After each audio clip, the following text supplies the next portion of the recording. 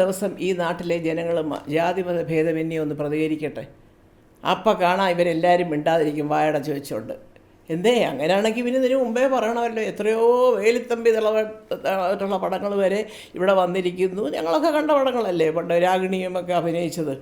അവിടം തൊട്ട് പല പടങ്ങളും എടുത്തു കഴിഞ്ഞാൽ വടക്കൻ കഥകൾ, അതേപോലെ തന്നെ മറ്റ് രാഷ്ട്രീയ ചായ്വുള്ള സഖാക്കളുടെ കഥകൾ അല്ലേ, നമ്മൾ എന്തെല്ലാം കണ്ടിരിക്കും. ഇപ്പോൾ സായാഹ്നം എന്ന് പറഞ്ഞ ശരത്തിൻ്റെ ഒരു നല്ല ഗംഭീര പടം, ഞാനൊരു ജൂറി ആയിരിക്കുമ്പോൾ ആ സിനിമ കണ്ടിട്ടുള്ളതാണ്.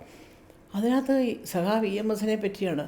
ഓഹോ, ഇത് അദ്ദേഹത്തിനെ പൊക്കാൻ വേണ്ടി എടുത്ത സിനിമയാണല്ലേ, അത് കാണരുത് അത് കമ്മ്യൂണിസ്റ്റ് എന്ന് പറഞ്ഞാൽ അത് അടി കൊടുക്കണ്ടേ അങ്ങനെ പറയുന്നതിന്. സഖാവ് EMS എന്ന് പറയുന്നത് ബഹുമാനിക്കപ്പെടേണ്ട വ്യക്തി തന്നെയാണ്, യാതൊരു സംശയമില്ല. അപ്പോൾ അദ്ദേഹത്തിനെക്കുറിച്ചൊരു ചിത്രം എടുത്താൽ ഇവിടെ അത് കമ്മ്യൂണിസ്റ്റുകാരുടെ പടമാണെന്ന് പറയുന്നവൻ മണ്ടനെന്നേ ഞാൻ പറയുള്ളൂ. അവനതല്ല പറയണ്ട. മോളെ ഇത് നമ്മുടെ നാട് ഭരിച്ചിരുന്ന അല്ലെ മക്കളെ നാട് ഭരിച്ചിരുന്ന ഒരു നല്ലവനായ രാഷ്ട്രീയ നേതാവാണ്.